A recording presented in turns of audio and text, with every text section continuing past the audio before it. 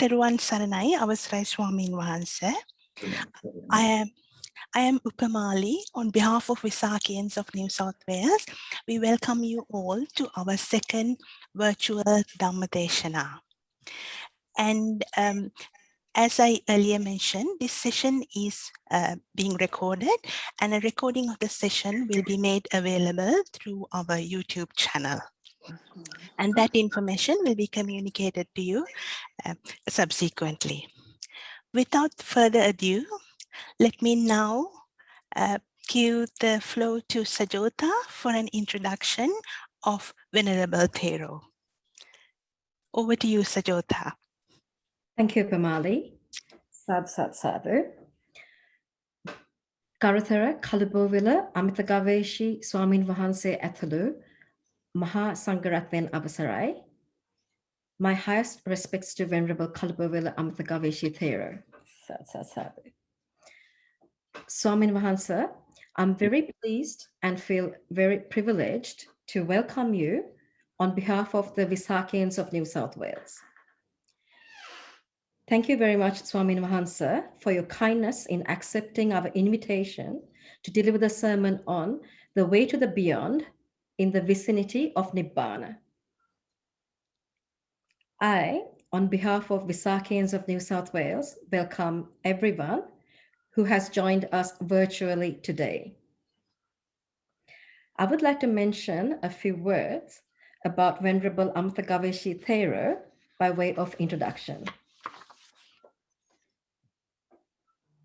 Venerable Amathagaveshi Swamin Wahanse was born and grew up in Sri Lanka. He had his education at the Royal College, Colombo, Sri Lanka. Swamin Wahanse had a lengthy and successful working life and renunciated the lay life after retirement. Swamin Wahanse was ordained as a Buddha Putra at the holy feet of the Most Reverend Korathota Vesabu Nayaka Thero and the Anunayaka Thero of Malvatta Shamopali chapter, the Most Venerable Nyangoda Vijayasiri Maha Thero. Swamin Wahanse studied Dhamma Vinaya with special reference to tranquil and vipassana meditation at the feet of late prelates such as the Most Venerable Na Uyane Aryadhamma Mahathero and Balane Amathagaveshi Nayaka Thero. Swamin Wahanse is the principal advisor of Dhamma Parayana Foundation of Colombo, Sri Lanka, and is the principal advisor and co-founder of Dhamma, Kurunegala, Sri Lanka, and also is the founding trustee of Kurunegala Dhamma Trust. Swamin Wahanse, I invite you to deliver your Dhamma Deshana on the way to the beyond in the vicinity of Nibbana. Sadhu. Theruwan Saranai, to your group and the other listeners over there in Australia and Sri Lanka. Out of this Visakhians of New South Wales, Sajota Manuel took a lot of interest to harvest this session today, and I convey merit to you all, the efforts you took personally to hear Dhamma, to make Dhamma available to many. To start the session, let us observe Pansel. Therefore, Gauraven Namaskare Kiyamu Kiyanna.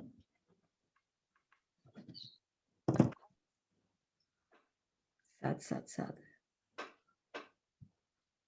Buddhang Saranam Gacchami. Saranam Gacchami. Dhammang Saranam Gacchami. Yeah, Dhammang Saranam Gacchami.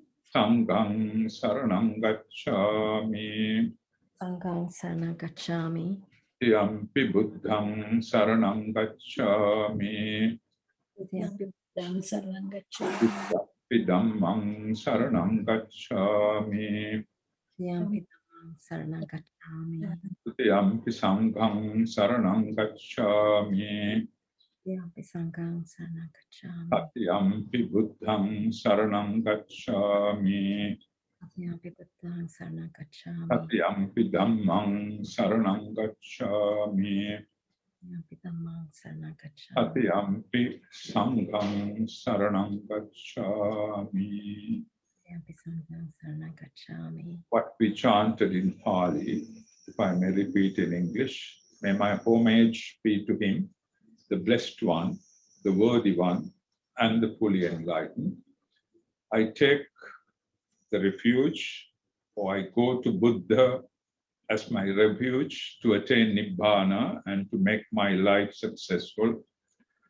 I take Dhamma as my refuge to attain Nibbana and to make my life successful. I go to Sangha as refuge to attain Nibbana and to make my life successful. Let us observe oneself. Panatipata virmani sikha padang samadhyami. Adinna dana virmani sikha padang samadhyami. Kame sukmicha chara virmani sikha padang samadhyami. Musavada virmani sikha padang samadhyami. Surameraya Machapama Tattana Virmani Sikha Padang Samadhyami.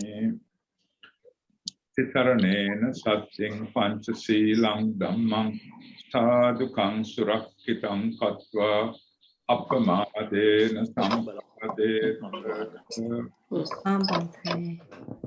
To understand the precept you undertook, you took the precept to abstain from harming the life of others. Also, you took the precept to abstain from taking things not given to you, and also took the precept to restrain in senses, which mainly in reference to sexual conduct. Also took the precept to abstain from false speech, and finally, the precept of to abstain from partaking fermented liquid, liquor, or drugs that causes intoxication and heedlessness. With having taken the 5 precepts, we accepting Buddha Dhamma as the master, as we have now undertaken to be restrained in our senses. That itself will calm down the hindrances in our mind. But to commence with, in my life, from childhood, I was associated with Visakhians as my sister, and most of my cousins attended Visakhians. And the next session will be released from Kurunagala. We have a place called Dhamma, a Silmata Arame, where Buddhist nuns dwell, and it is headed by Swarna Nayakamanian Vahanse, who is my maternal auntie. She is a Visakhian too, so her 82nd birthday is on next Saturday, and it's more fitting that we telecast, especially being a very old Visakhian, with much gratitude to her. We will have that session from Kurunagala. So your Visakha Vidyalaya, before it was formed as Visakha Vidyalaya, it was known as the Buddhist Girls' School. That itself will lay the foundation for this Dhamma discussion. Your school itself was known as Buddhist Girls' School, later was declared as Visakha Vidyalaya. And you have a very fitting motto of the school, which none of the other schools have. That is Panyaya Parisuddhati. That means by wisdom is one is cleansed. One is cleansed through the wisdom. So our topic today, mainly way to the beyond. Now, before going way to the beyond, your motto itself gives a real meaning. I may track on that. Panyaya Parisuddhati, wisdom is the thing that is going to cleanse the man. Not only reading, knowing Dhamma or whatever it is, it's finally the wisdom which should lead you to the final goal in Dhamma. So with that, we commence the session. I would like to commence with the statement that Buddhism is for intelligentsia. Remember that very well. Panyavantasayam Dhammo, Nayam Dhammo, Dupanyasa, Dharmaya Nuanatanta Misa, Nuana Natta Unta Nove. We are not discriminating human being here by Nuana Atinati, but Buddhism is for the intelligent person. So I trust that being Visakhians, you are in that lot of being intelligent. So with that I start. And what is Buddha Sasana? We know so much of Buddha Sasana, but Sajosa has led some questions to me, which I will try to answer with the time available at the end. When I look at the few questions there, it's very clear what the society is struggling, how to be calm, mainly how to be calm in this stressful, demanding lifestyle which we have today. Actually, Buddhism gives the answer for that through and through. But first, we should understand what is Buddha Sasana. There are three terms which gives the meaning to that. We call it in Pali, Pariyatti, Pratipatti, Prativeda. Pariyatti means the theory. One should know the theory very well before realizing it. Knowing the theory, today the society is very literate, and through this cyberspace, there are a lot of thoughts and knowledge is exchanged, and therefore people are excellent on theory, but very rarely people achieve the liberation. So theory is number one. Not only theory, pratipatti, the practice. One has to practice. There are a lot in the books. You will learn it and write exams. Even you can take a PhD on Buddhist philosophy. But that's it. It remains a theory and it's a knowledge, and you have a certificate to show the world that you know the subject. But one should lead to practice, pratipatti. So theory and practice. And next one is realization, or in other words, liberation. That's what the whole message of Buddha. When you're born as a human being, when the Dhamma is there, you better get liberated. All the theory is there, not to be in books, but to be practiced, and then to lead to liberation. Now, in these three segments where the entire Buddhist theory gets into, if one catches it wrong at the theory, the whole up to liberation, it goes wrong. I hope it's clear. And with this intellectuals, there are a lot of people study various other sciences, and they keep on comparing with Buddhism. And what happens is, Singaling kena sarpayage waligen aluwa. When you catch a serpent, you catch from his tail end. You are in trouble because he keeps attacking you left, right, and center. You have to catch him from his hood so that he would not be able to attack. So like that, this pariyatti, pratipatti, prativeda, theory, practice, and the liberation or the realization has to be done in the correct sense or in the correct way. If you catch the theory wrong way, there are, especially now in Sri Lanka, I don't think much in overseas, there are a lot of Saddhamma Pratiropakas. there are, I may not mention, it's not the forum to mention. There are various cults coming up. They say, okay, look here, Anitya is this, and look here, there's no Vajrasana, Buddha Gosha and Visuddhi Marga is wrong. This is all what happens when any Dhamma exists for long times, about 2000 years or more.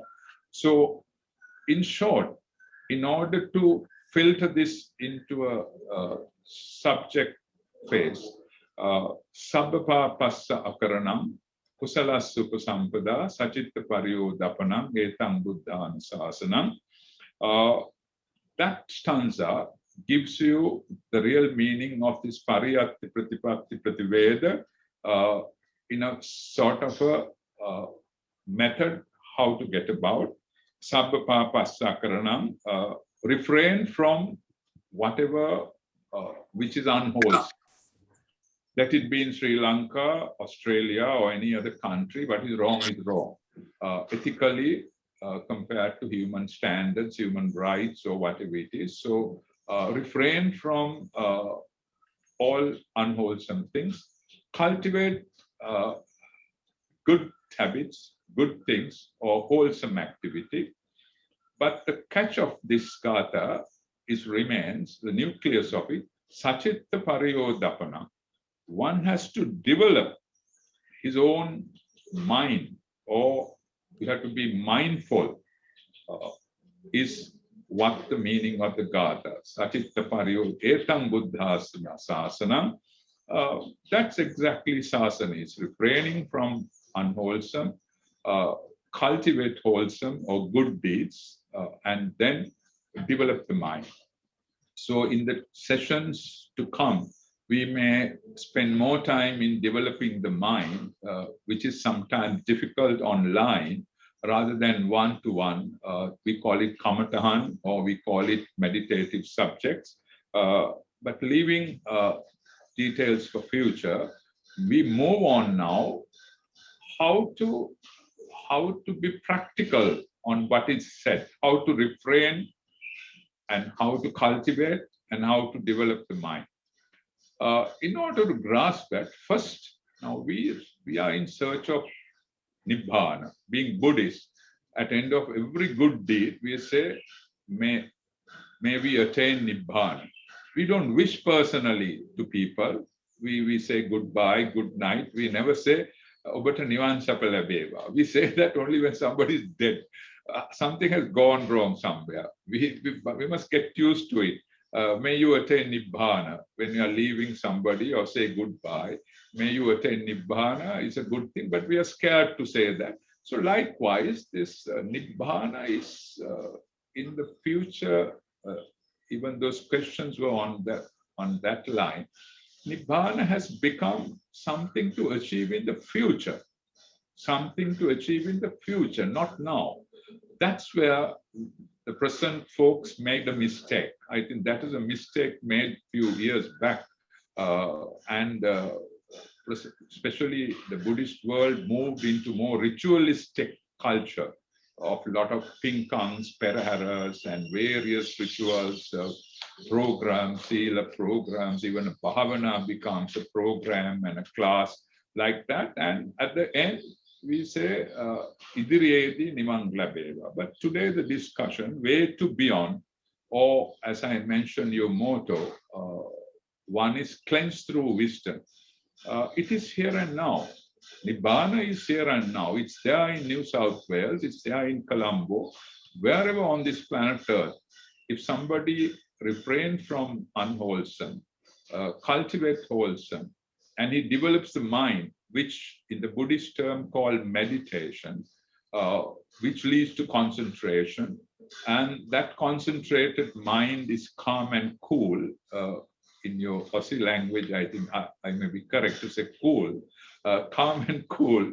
And then what happens? You move to Vidarshana, investigation.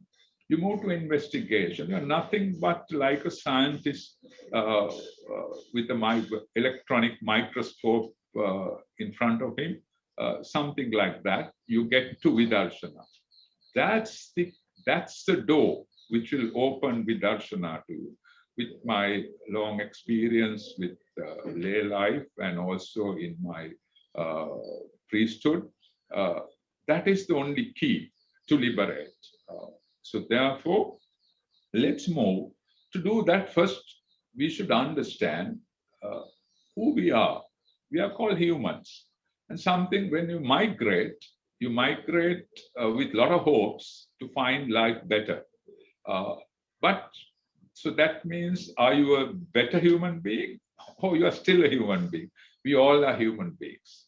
Whoever on this planet, at the time we are having this Dhamma discussions, more than 1 billion of human beings are infected with this present crisis or the ailments. And thousands are dying, even this moment, thousands are dying in the whole world.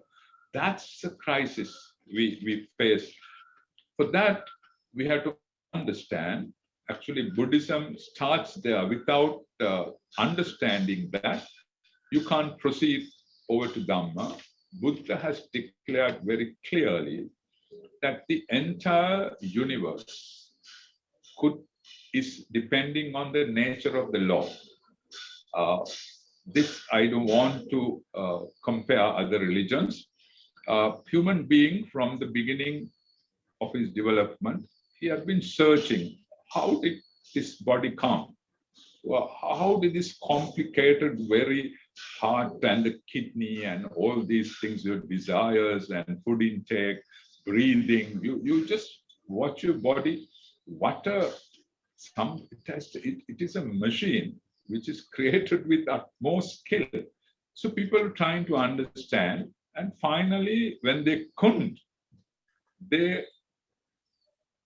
believe that this was created.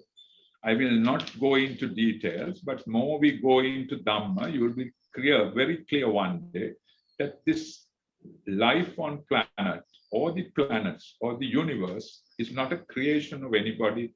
It's a law of the nature. In Buddhism, Buddha very clearly gives 4 kinds of law of the nature. One is Bija Niyama in Pali. That is the temperatures, seasons, and the entire, the so-called Subhava Dharma in Pali, or we call physical events in the universe. Next thing is a Bija Niyama. That's whether in New South Wales or here, from a rose plant, a rose is bloom. No other flower blooms through a rose plant. Or from Api Lanka, I don't know whether the New South Wales people remember Kos now, and even your Visakha Vidyalaya diocese, Mr. Dias is related to Kos. He was known as Kos Mama. So anyway, when you say Koskahin Koseno, that's what we say to the local people. For you all, I said about a rose, but anyway, who remembers Kos? That's Bija Niyama. And sometimes when you go in front of the mirror, you have resemblance of your parents, your grandparents, your features, and your skin color, so many things. That's called genetic structure. Then the next thing is Chitta Niyama. Chitta Niyama. There's a thing called mind. Only Buddha, especially as a Shastru in the world, gave prominence to this niyama, which is Chitta Niyama, what is called conscious or Sita in Sinhala or Chitta in Pali. The entire cognitive series, lawful sequence of the functions of the consciousness, process of cognition. I mean, that's very interesting to me, and that's a whole thing which makes Buddhism so true with all this development in the world. Chitta Niyama. Then comes Kamma Niyama, that is every action has the opposite reaction. Good begets good, evil begets evil. Now, when we talk of every action has the opposite reaction, who said that? We say Newton is the one. Before very much to Newton, Buddha declared it, every action. Now, that's another thing which we have to understand. there is Vijaniyama, there is Irtuniyama. We can't hardly change that. That's nature-related physical events. So we are, with all the science developed, people do change Vijaniyama now. They clone and do various things. But there's a limit. We can do that. It's limited. But remember, Chitta and Kammaniyama, definitely we should be able to control it, or to some extent take control of that and reduce the output of that power of nature, so that the existence will be calm, will be curtailed. We'll go into it later. So number one, as a human being, you are a product of nature. And then where are we in the universe? Now that's mostly the younger generation. They don't believe what they don't see. But as human beings, in Buddhism, it's very clear that the universe consists of various realms. There are 31 realms where Buddha said, number one is the sensuous pleasure, where you and I, whether in New South Wales or Sri Lanka or in states or anywhere, that's where the Kamavachara world, where people dwell with 5 sense doors. I trust New South Wales have the 5 sense doors, or you have 6 or 4. You have 5 sense doors: eye, ear, nose, and the tongue, and the body and the mind. Anywhere, if a person, if a being make use of those 5 senses to exist, that's called Kamavachara. That mainly the dismal hell, which we think only in the books, but in real spirit world, there's a place called intense suffering. In Sinhala, we call it apaya. And if people see that, I'm sure world is going to be a different thing. World will change if people could see apaya. Sometimes we see mihipita apaya. We see human hell. When you go into slums, or when you go into a hospital where cancer patients or whatever it is, or you see what COVID is doing now, that all leads us to human hell. But that's not the real hell. But there, in the realms, there is a place of intense suffering, and there are 136 of that. And then apart from that, there are realms of hungry ghosts. Now, don't be scared, Sajota, tonight, but there are hungry ghosts around us, and also afflicted spirits. There are afflicted spirits around us. We don't see that. We don't see that, but it's there.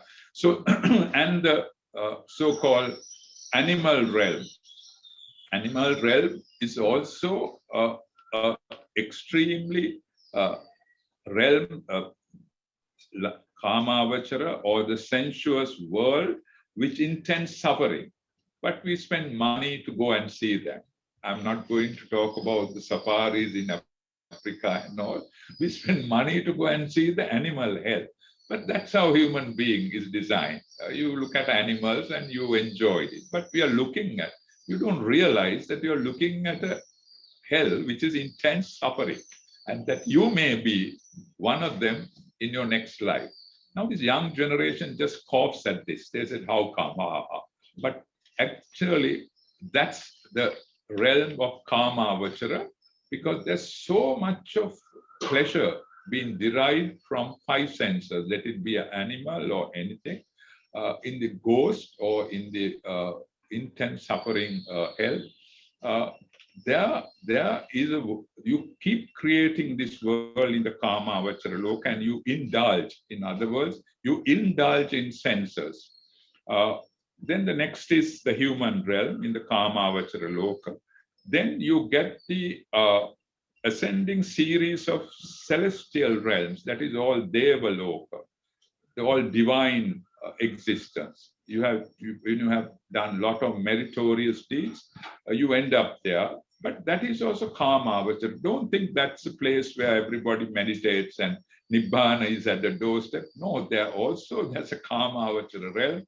In the world, you can, in the current text of regulation, one man can have one wife, but there one Divya has about 500 wives. Now the gentleman will be very excited to go there and do a lot of merit, but that pleasure is unending. I'm not giving the wrong signal, I hope, but we do pleasure, we do merit. Most of the Sri Lankans overseas, we do merit. Why? We want to have our next life better. What is the destination? Although you don't declare, you want to be born in the Deva worlds or the divine worlds. Why? There are a lot of comforts.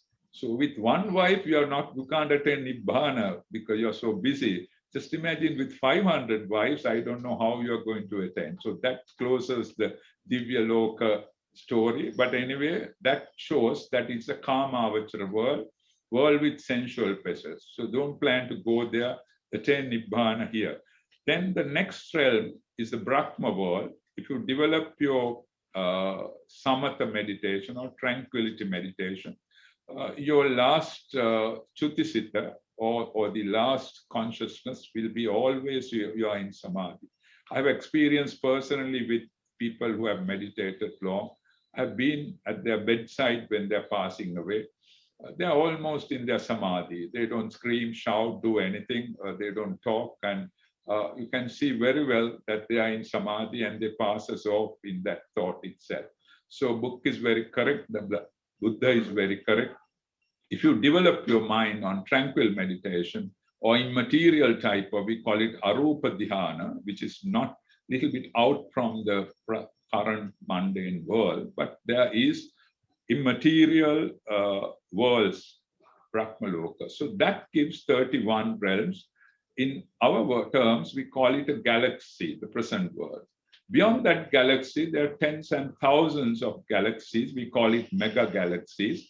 And beyond that, such tens and thousands of galaxies, millions of that, gives you the universe. So Visakhians of New South Wales, you are not alone on this planet. There's so much of existence there. And this Dhamma is how to stop gallivanting in this wide space which we spoke about, which you and I, at the time of passing, according to our last thought, will be stuck in one of those places. If you have done a lot of meritorious things, the chances of you being to divine worlds is there. But there's only one visa to avoid the sufferings of the hell, that is to become Sovan. That is to ascend Sovanhood. Then your chance of getting to the woeful states is not there. Even the human world, you may arrive 7 times if your Vidarshana or Vipassana is weak.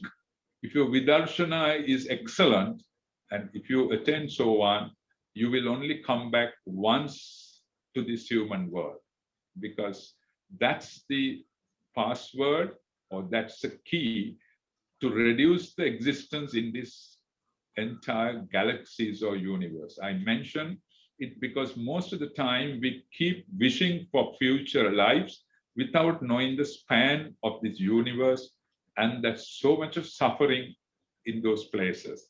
Then we come with that, the Buddhist texts explain of kalpa, eon, which doesn't click our mind at all.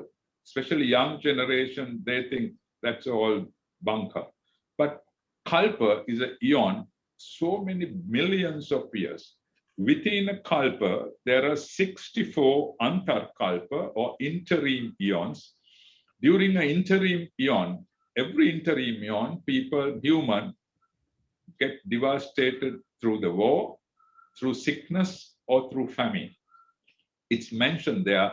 And one spell you and I are experiencing. You and I are not experiencing war anymore, because there's a lot of organizations that come up as the of world organization, which so many treaties signed. War is far away, but today you and I are experiencing that the human being is getting destroyed through sickness. With all the science developed, this tiny virus we can't control it. Then famine, I will not see because I'm old now. I have a few years to go, but young people would definitely some years to come, another 100 years time, you can see famine where millions of people die without anything to eat. So that's declared in Buddha, in so many suttas, how this during interim, how the human beings are getting destroyed. But that's, we'll say, the negative side. The positive side is during a eon, kalpa, and when such, you call it Mahabhadra kalpa, there are whole calculations, it will take more time. I will not spend that time to explain the kalpa. But the good side of it is Buddhas do appear in certain kalpas. You and I are living in a Mahabhadra kalpa where 5 Samma Sambuddhas have arrived on this planet, on this earth. So that's a massive chance, and there's another Yat Samma Sambuddha to come in the future, but of course it'll take some millions of years. But we are fortunate to some degree that we are born during when the Dhamma of Buddha is existing. We call it Dullabho Buddhupado Lokasming Dullabho Manusatta Patilab. It's rare to be born as a human with all senses intact. Also during a time where Dhamma is present, where a time you meet Kalyana Mitta in your life. Even you are down in New South Wales, I hope there are a lot of Kalyana Mitta around. And even today, what this group is trying to do is link Kalyana Mitra so that you will, when we took the refuge, we said, I take refuge to attain Nibbana and to make my life successful. When you say life successful, first thing it strikes your mind is the economic successful. I'm not talking about that. If you have your self-esteem, you're hardworking, and if your karma permits correct, then professionals do well in life. I'm not talking about that.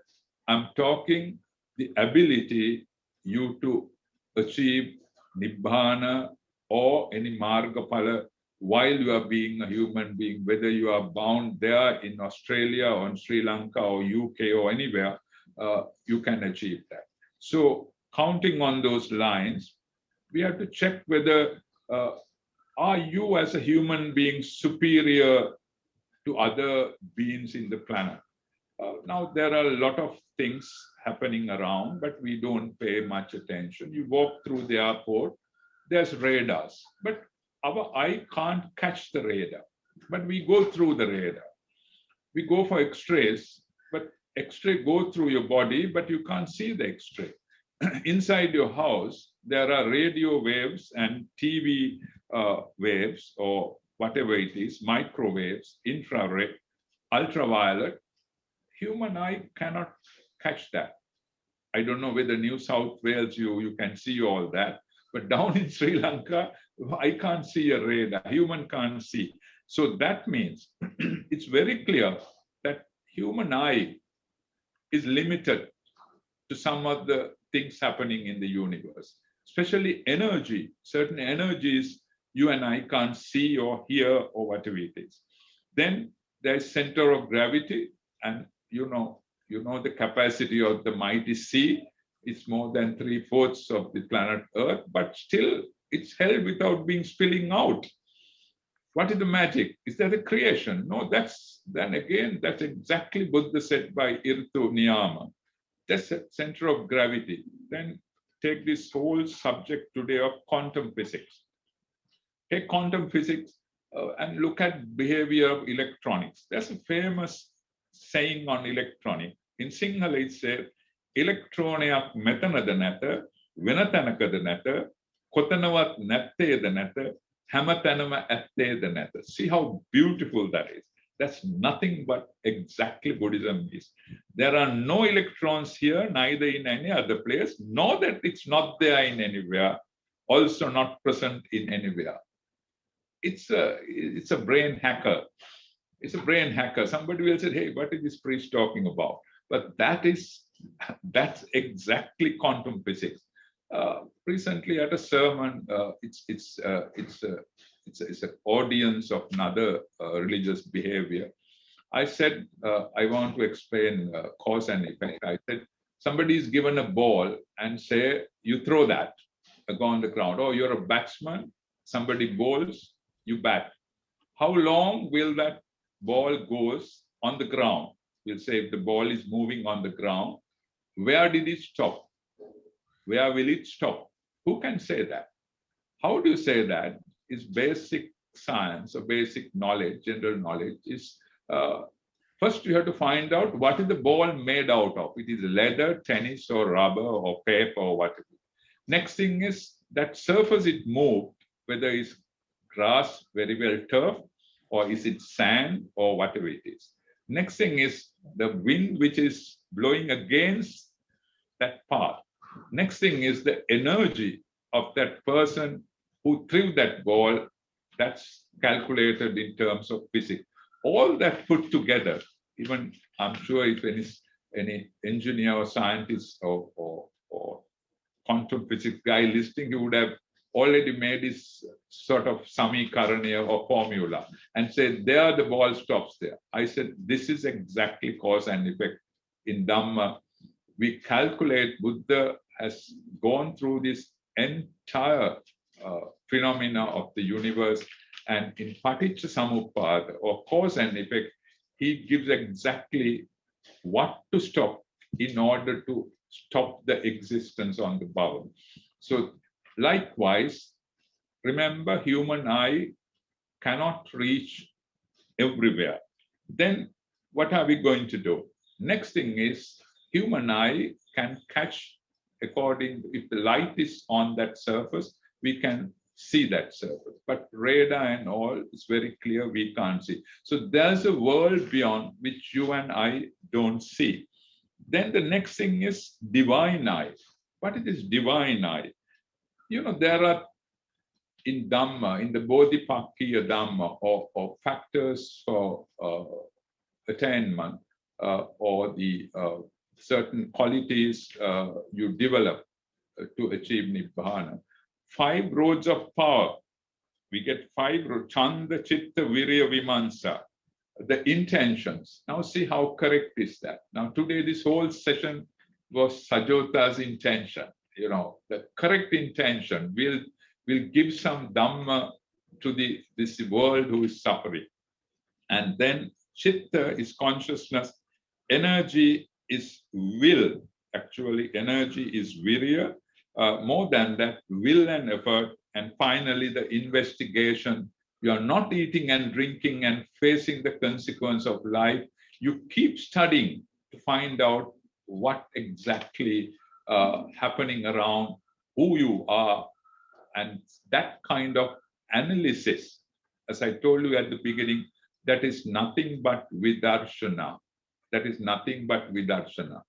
Although we are Buddhist, we qualified, we take PhDs, we do top jobs, everything, but we don't spend much time to find out who we are and how to untangle this tangle which we are in.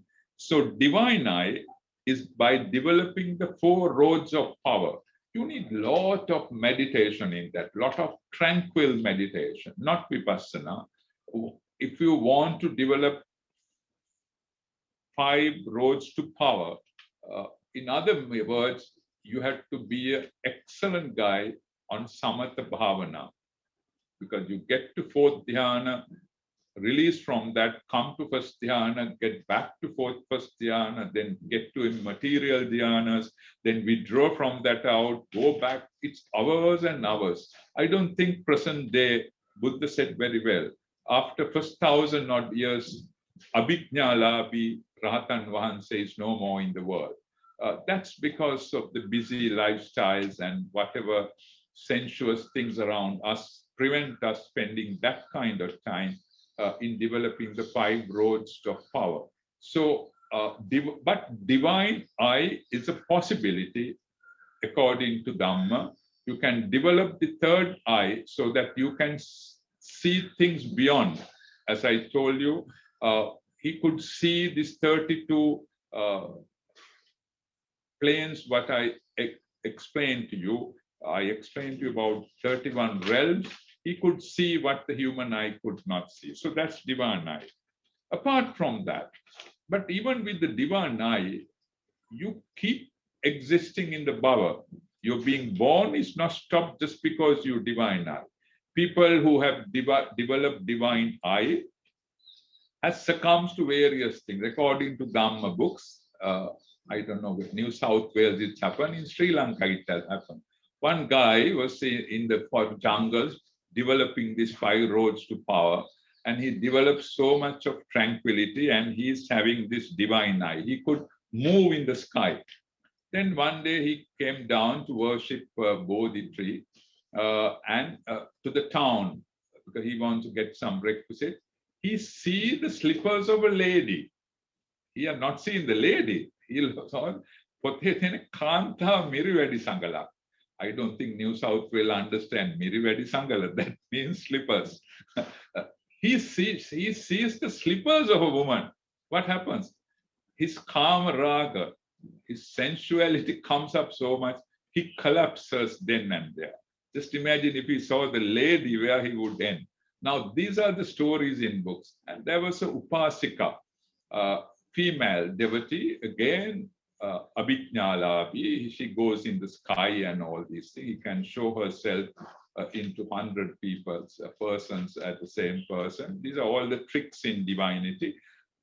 She comes and she goes to worship Ruanmali Sar.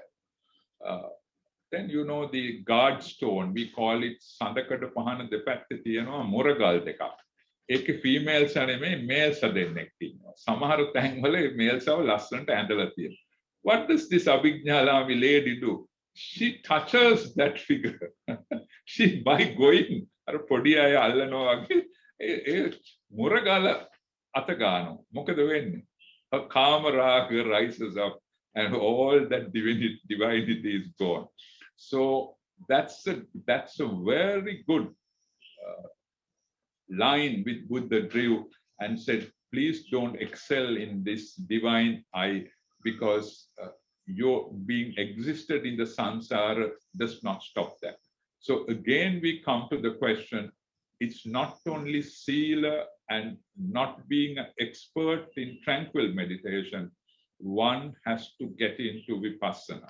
One has to get, even in New South Wales, I know there are people, there's a friend of mine, don't know whether he appears there. I will not mention his name. He does a lot. One person, I'm so happy I can't meet him due to this COVID restriction, but he has the normal load of issues as a human being. But he keeps practicing under all those strenuous conditions. He keeps practicing Vidarshana, because once you develop Vidarshana, you don't have to sit in a room in silence like in Samadhi. It's a matter of investigation, every thought that comes to you. So we'll talk that in next session because it takes a long time to explain. If time permits, if the sessions continues, we'll try to do some Vipassana meditation online, which I don't advocate because I normally don't advocate Zoom meditation because we don't know what the participant is doing on the other side. Anyway, with that thing, we would move to something called, we spoke of human eye, which is the average eye you and I have. And that is nothing but it's a factory which keeps on producing kama raga or sensuous pleasures, which will keep this samsara going. So that's no rest, no freedom out there. Just because you have a human eye, that means unending creation of samsara. Then you go to divine eye with little stories I mentioned. It's limited and it's temporary, and that will not help you to stop the existence. Then comes to the Arahat eye, or we call it eye of wisdom. Eye of wisdom. Eye of wisdom is the penetration that the Maharahatan Vahanse, or when you say sadhu, sadhu, let me achieve Nibbana, the day you achieve, that's the Arahat eye, or the eye of wisdom that you possess. So if you want to go beyond our topic of the day of Panyaya Parisuddhati, the wisdom cleanse a person. Now we come, that's the wisdom eye. I trust it links very well to the discussion or the topic that Panya. So only one way out is not, your knowledge is fine, reading is fine, remembering is fine, taking qualifications over that is fine, learning Abhidhamma may be good or whatever it is, learning Dhamma, reading books, but you have to walk the talk. I trust New South Wales team get this message very well. You have to walk the talk. Otherwise, these all Dhamma sessions and Dhamma discussions, people listening. Next turn, you forget everything. So what I would appeal in these sessions as a, if this Dhamma talk is going to help the Visakhians out there, New South Wales, and to the general public or human being in general, let us develop the eye of wisdom, which is nothing but the path of Sila, Samadhi, Prajna. Sila, Samadhi, Prajna, that's the eightfold path which Buddha, at his Buddhahood, realized that's only path to get out from this mighty suffering samsara. But moment you hear Sila, Samadhi, Prajna, you feel that's heavy stuff. I mean, we can't do it. You saw the questions asked. In our busy life, how are we going to achieve this? But nobody talks how to come out from the busy life. You want to keep the busy life going and then attain Nibbana also. So you have to draw the line. You have to draw the line somewhere. How much of the day I'm going to devote to keep my life busy? You have to earn, you have to rear children, you have to do your duties, you have to earn, you have to do business. And with this present COVID pandemic situation, economies are crashing down. People are in a total mess with regard to life. It's so strenuous and stressful. But if there's a will, there's a way. Remember that. If there's a will, there's a way. Now, see, Sajota and the team, they took a lot of pleasures. And they've, in fact, sent a small bribe today, some flowers and fruits. I call it a bribe because just now somebody delivered it.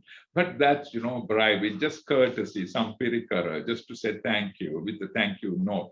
But that's all Kamaraga. I saw the nicely packed fruits and beautiful flowers and a nice, lovely note. So my eye is going to catch it, but I'm going to be careful, look at that in my wisdom eye. So anyway, to the team, how to now, if the whole key to this transition is in the wisdom eye, where do we start? Are we going to learn the text? Dhamma is 84,000 such scripts are in Dhamma. Sutra Pitaka, there are 3 Bhaskar, Sutta, Abhidharma, Vinaya. Some people keep reading all these, but remember, Buddha's achievement, what he discovered is the 4 noble truths. But when he went to today Delhi, you call it Kururata, that's the place where intellectuals dwell mostly, or Lichavi Rajya. What do they? Then he declared Satipatthana. He declared more things with consciousness. That's because you get the learner. Then he went to a farmer, or he went to a roadside somebody, a pauper or somebody. Then he will take an example. He will go to the field. He will take the whatever that farmer uses to plow or whatever it is, then show the path. But final destination is the 4 noble truths. Now we catch Dhamma from here and now, and we say, no. Paticca Samuppada is not the key thing. key thing is Satipatthana. Like that, we keep changing because there's so much of text there. And by learning those things, I mean, you get into a total puddle of so much of information. But remember, at the beginning, Buddha had only 60 Rahatan Vahanses.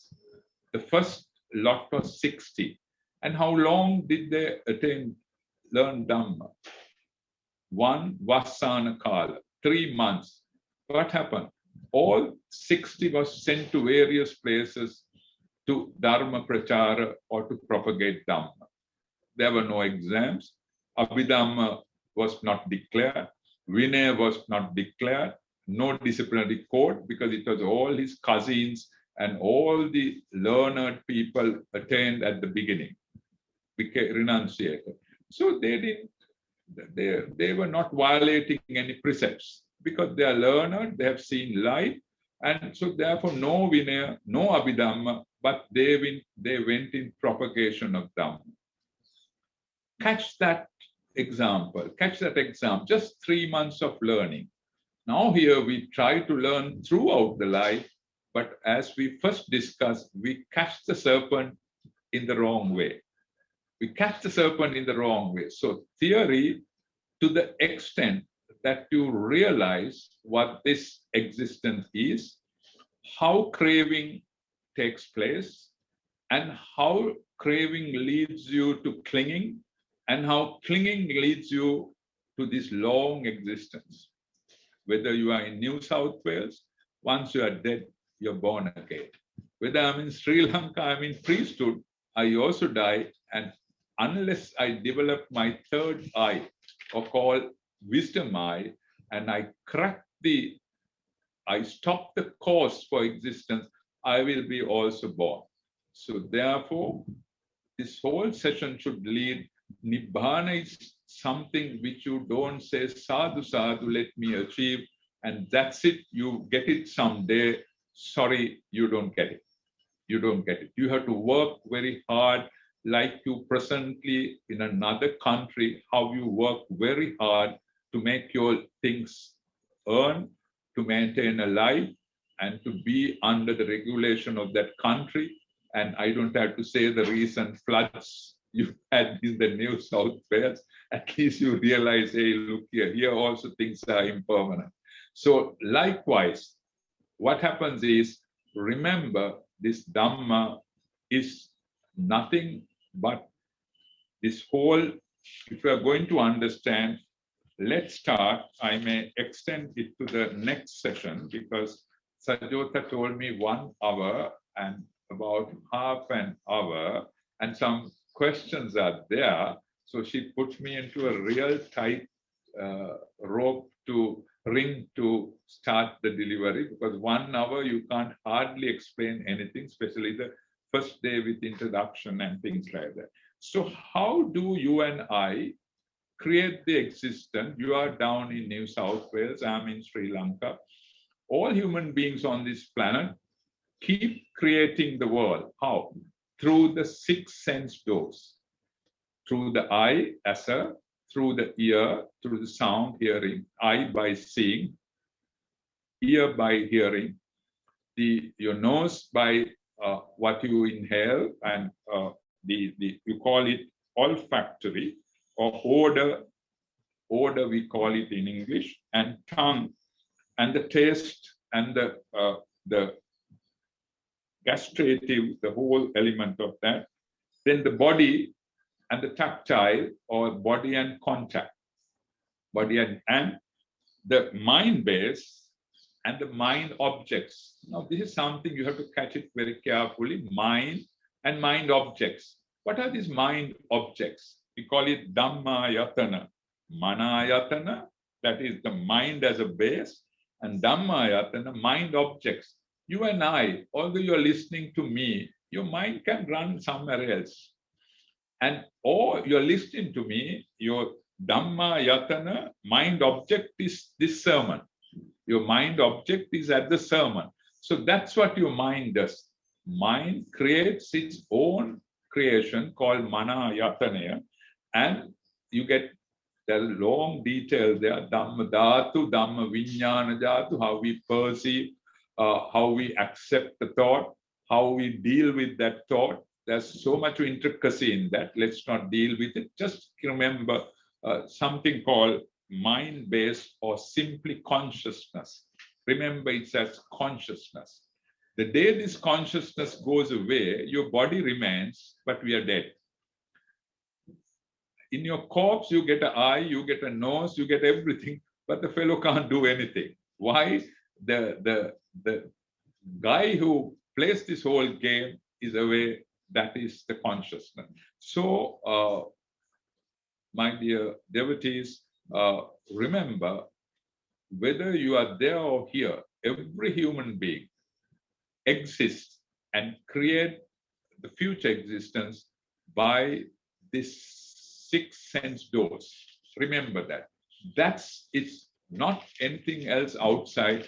It is the six sense doors and the objects that you take from the six sense doors.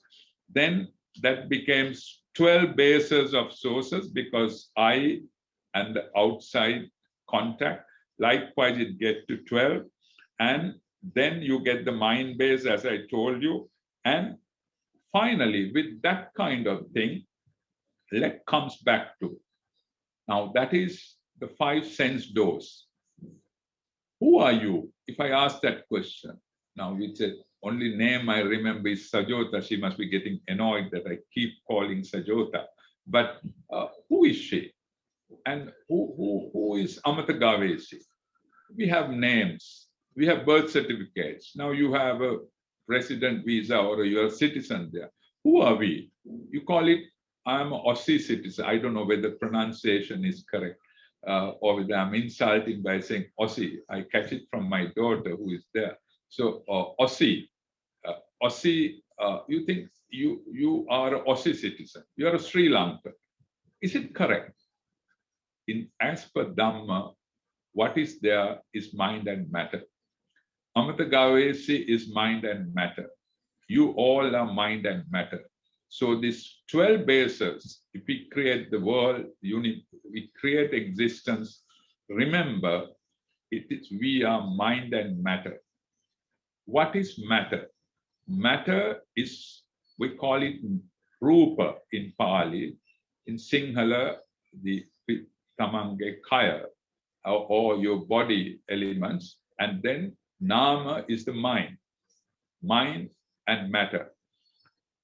Now, what is matter?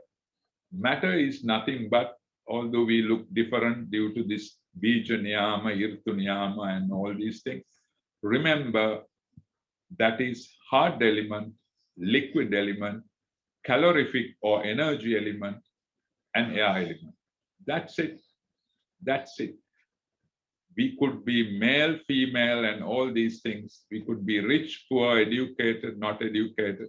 All beings on this planet, all material things are formed out of basic law of nature, hard element, Patavi Dhatu, liquid element, Apo Dhatu, then Tejo Dhatu, the calorific element, and the air element. That's it. That's exactly the commencement of the wisdom eye.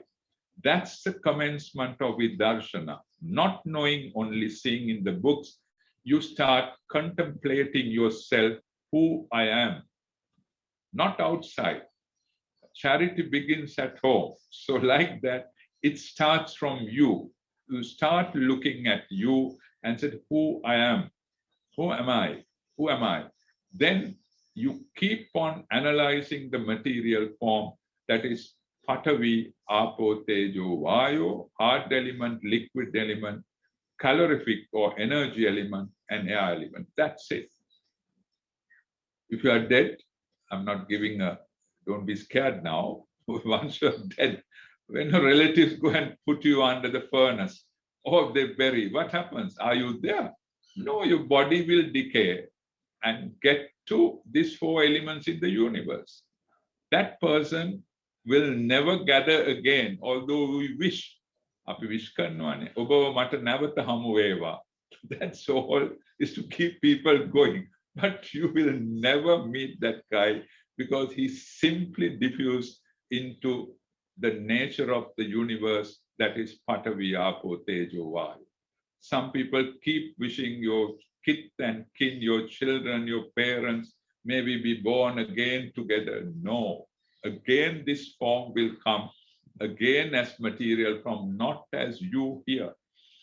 Because the bundle of karma is different, bundle of sequence of material is different. So therefore, remember, material form, you are nothing but a bundle of material form, which is according to the law of the nature it arises. Then what is mind? What is mind? There are 5 kinds.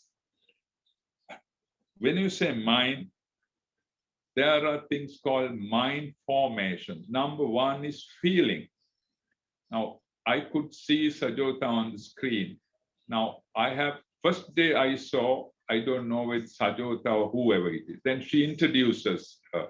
So what do my eyes see? I get a contact. I get a contact of a picture of a lady. That's all what your eye can do. Then moment that contact comes, that's called passa in Pali, in English, contact. Contact is a game of the mind, not the body. We think it's a part of the body. No, but body does, the eye, the finer parts of the eye, the lens and all that, they call it a very fine material form, very fine components of the material in the eye. That gets the outside image onto it. That's what the material do. Then the feeling is nothing but part of the mind.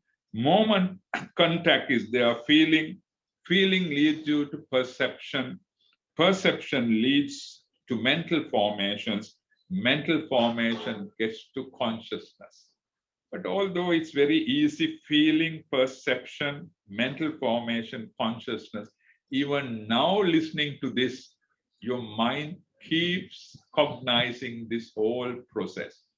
It's a nature process. So what is this mind? Now, material, we said law of the nature. Then how does this contact feeling with the contact feeling, perception, mental formation, what are these? Are they divine? No, that's also part of the nature. We spoke of Chitta Niyama. Can you remember at the beginning? We call it Chitta Niyama, Kamma Niyama. Goods beget goods, evil begets evil. There you are. Now the things are linking up. So these are the rascals. Body is nothing. But check today how many hours you spend to look after your body up to now. What's the time there, Sajota? It's about 7 o'clock or 8 o'clock. See how much of time you spend. How much time you spend for the body, Sajota, today? Cleaning it, dressing it, feeding it. I think more than 90% of the time is spent on the body. But now you see the rascal. Rascal is not the body. You put some food, the fellow is there. Then the rascal or the difficult guy is nothing but the mind. That's consciousness is just one word, but consciousness to take place, there's a cognition series works in you, works in the mind. Feeling, perception, mental formation, that's all Abhidhamma explanation. But today's discussion is not towards that, us to understand who are we, and then how are we going to entangle this tangle. I think next session we have to deal with entangling this tangle. Moment mind and matter is there. That's called a living being, or that's called the tangle. That's called the tangle. There's 5 minutes. There are a few questions to answer. It's almost, our local time is 4:10. So I think 4:30, Sajota will give me, or the coordinator Upamali will give me a signal to stop. But remember, Dhamma cannot be explained in 1 hour. We are just scratching the surface. In the name of Visakhians, we are scratching the surface to give. And anyway, I'll try my best. Then it's when you are a human being, you are educated, you have to find out, who am I? we found out is mind and matter. How do this mind and matter comes together? We know it's father and mother union. There's a fetus take place.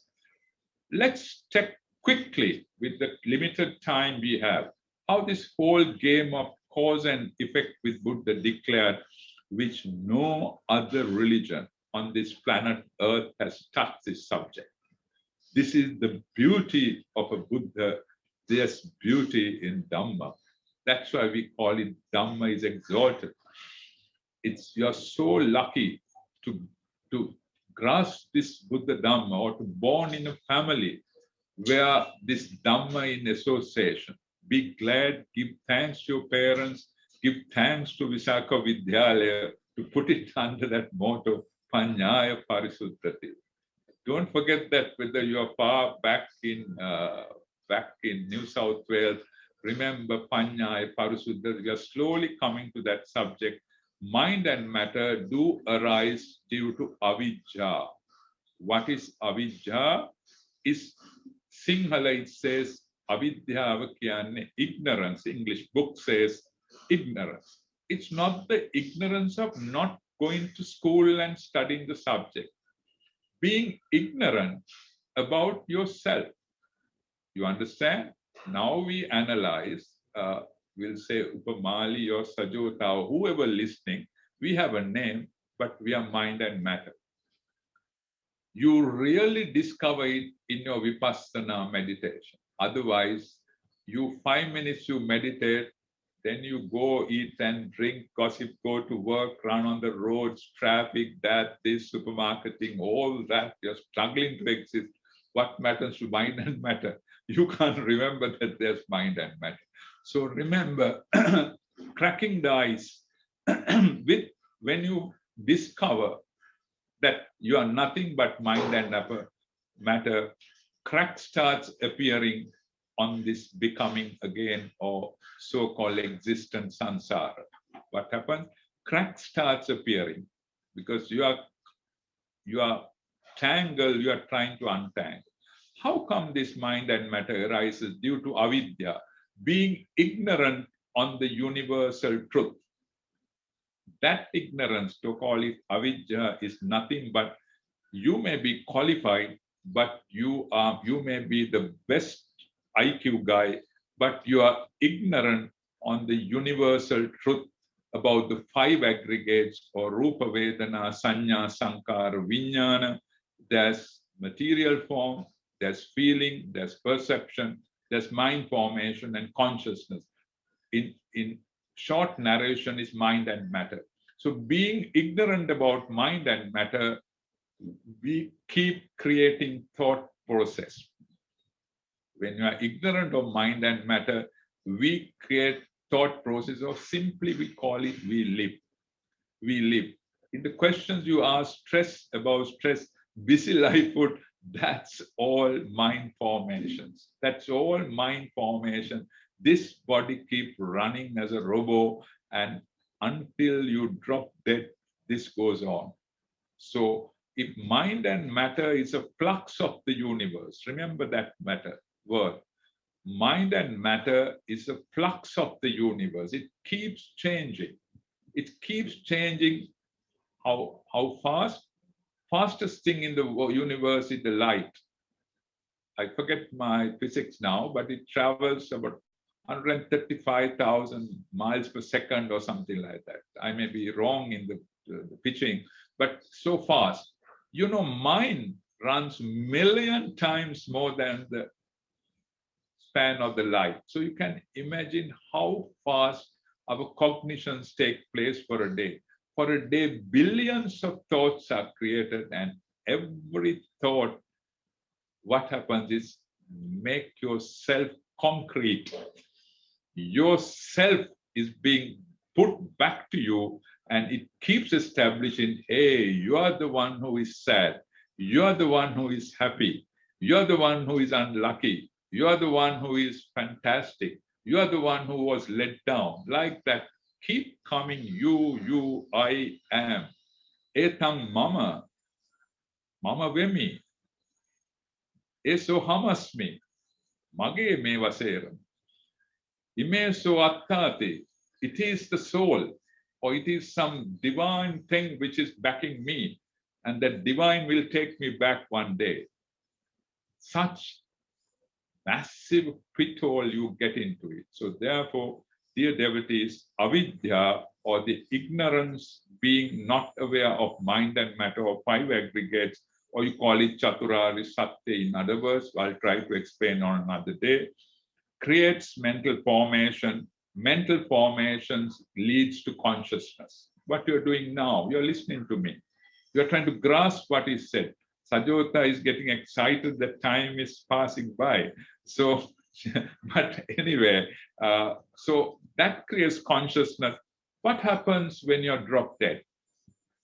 Your body, what you took 97% of time to look after, just become a corpse, or it is in a coffin.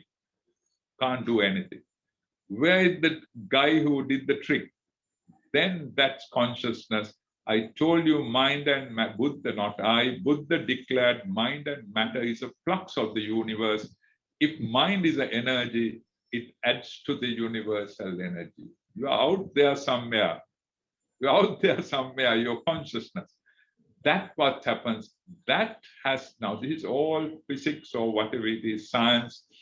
Then that consciousness had the garnishing of your karma. You go to restaurants, you know garnishing in New South Wales. Yeah. So your consciousness garnished by your karma. That's a difficult situation. You're helpless now. All that has been already garnished. Then what happened?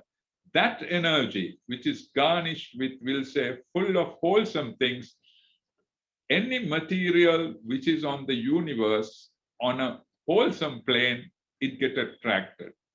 In other words, let's move into the womb of the mother. In the womb of the mother, every month there's an egg passing out, and that has all the gene structure. When it's fertilized, again, it's mixed with plus and minus genes, and then there's a material form ready out there.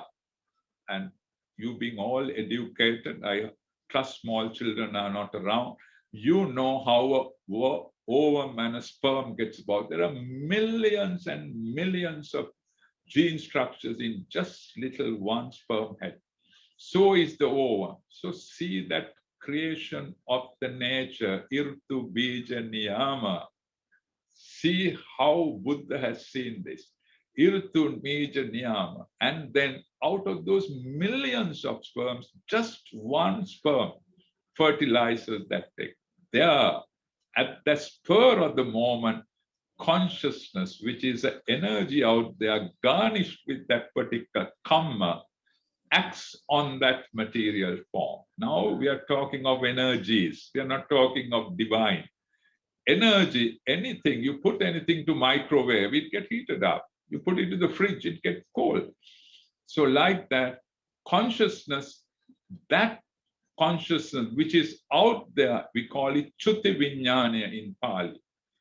The last consciousness, that energy, we call it the flux in the universe. If the flux is an energy, it keeps acting on the, there comes the first cell of a fetus. What is that called? Patavi, Apo, Tejo, Vayo, but with consciousness. That's the difference. Kaya dasaka, bhava dasaka, vattu dasaka, I'll explain on another day. Those are the body decades, sex decades, and heart base. This heart base is a massive argument between the medical arena and in Dhamma. There's a base called heart base.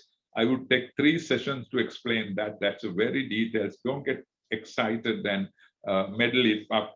But what happens? Kaya dasaka, bhava dasaka, body decades, sex decades, and base decades are karma-born material. Look at that word. Karma-born. You are helpless there.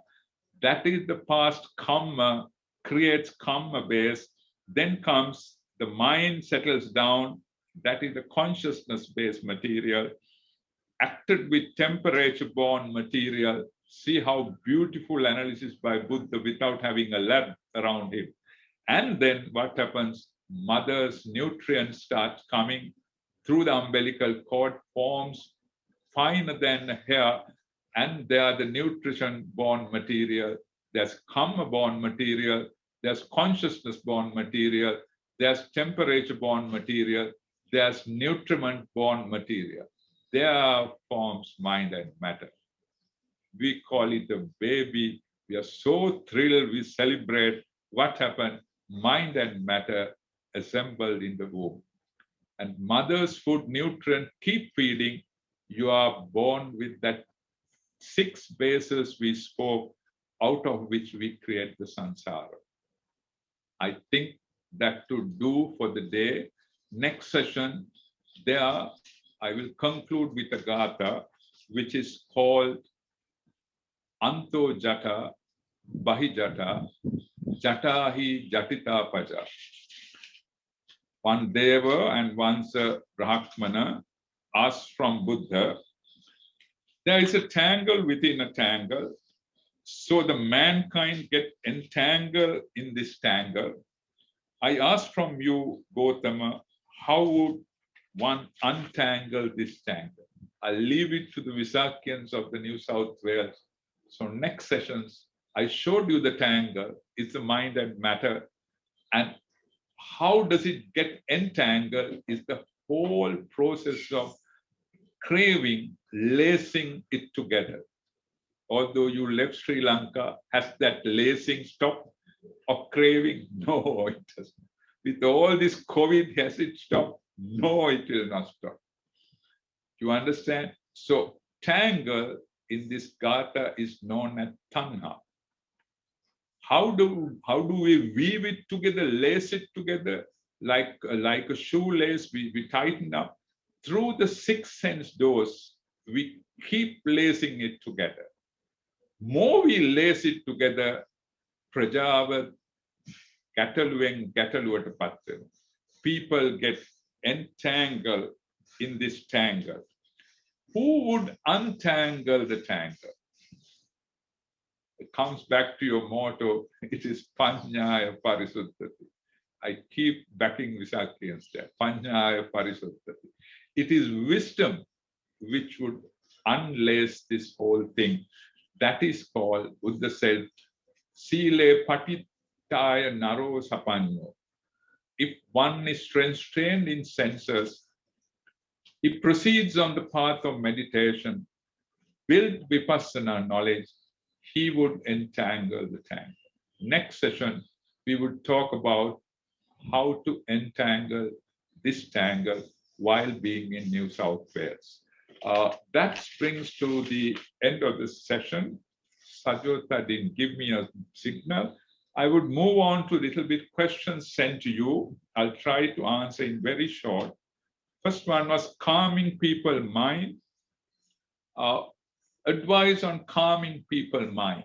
Next session we will talk, but remember, mind is designed not to calm, mind is designed to run. This is the whole gamut of it. Mind is designed to run, so calming the mind, first you need to relax the body. You have to stop this rat race even for a moment.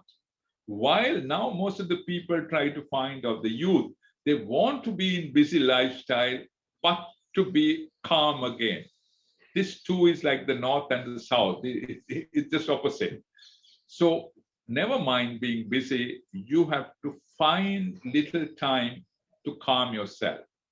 Now you watch films to calm yourself, you will play a game to calm yourself, then find some time to your own to calm yourself, that is to calm your mind. That's how you will calm the mind. So therefore, it's more with virtuous conduct. You have to keep your senses controlled little by little. You'll say, you feel like eating this restaurant today. Now you want to order again, say, no, I'll manage with whatever I cook. What happens? You start controlling your desire a little bit. You understand? You see something. Now, Sajota and the team send these flowers. It's beautiful. And my eye says beautiful. Am I going to get attached to that? I know it will wither away in few days' time. It will wither away. අපි කොච්චර මල් පූජා කරලා කියනවාද? උප්පම් මිලායාති යතා ඉදම්මේ. කායෝ තථායත් කො නිවන් දැක්කද? ඒකේ අන්තිමටත් කියනවා මේකෙන් මට නිවන් ලැබේවා. ලැබුණාද? Did you get it so far? How much of flowers you would have offered? And how many times we have uttered that gatha? Puppam milati kayo tatayati vinasabhava. Me pinen mata nivan labeva mage kayat me mal wage paravela yanu. Did it change your path? No, we do it as a ritual. So the team number 2 is dealing with uncertainty and disappointment. There's only one way. It's just not meditation. Only vipassana meditation will deal with the uncertainty and disappointment. There's no formula in the world. How much you go for counseling, how much you go for that, take drugs or medicine, it will not stop until the day you sit and realize you are nothing but material, mind and material. You are a product of cause and effect. And therefore, material keeps on arising, passing away. Mind keeps on arising, passing away. Mind and matter is a flux. Any flux is the world is uncertain. Any flux in this world is unsatisfactory in condition, dukkha, and anattato, there's no person in it. You get me? Exactly that's where you have to go to answer this question, dealing with disappointment. That's a whole 3 or 4 Dhamma sessions. You will be there. Then what Buddha preached in changing people outlook, future and mind. Only one word, be mindful. If you are mindful, that will help you. And since time is running out, I may not take the other questions. Other one is, what is the best age? Is it 70 to 75 to get to closer to Nibbana? No, it's from year 7 onwards you can get close to Nibbana. There are people, age 7-year-old people children have attained Arahathood. So it's not the time, this time limit we put it because we are not ready for it. So start finding time and start meditating a little bit, not the whole day, and you will untangle the tangle. Next thing is types of meditation, what you could recommend to householders who are busy. Anapanasati is one. Next session, I'll try to give you the method of how to relax the body. We go for meditation without knowing how to relax our body. So first we'll get into that relaxation of the body. And next thing is metta meditation, helps this busy lifestyles a lot. And final one is brief instructions on the sitting and walking meditation. Sorry, I can't give you that detail in 5 minutes time. I'll try to answer that next time. So I think time is up, Upamali. Yes. I'll conclude to meet you again on the 24th, back in Kurunagala, at the birthday of another very old, eminent Visakhian in Sri Lanka, who is a Buddhist nun at Dhamma. With blessings to her, we will do that there. So you have spent nearly 1.5 hours. Sajota, Upamali, and the team took a lot of pains to put this session together. Every minute they spend is so much of merit that Dhamma is being opportunities given to so many Visakhians and the other people down in devotees down in New South Wales and even in Sri Lanka. May you all be happy and safe.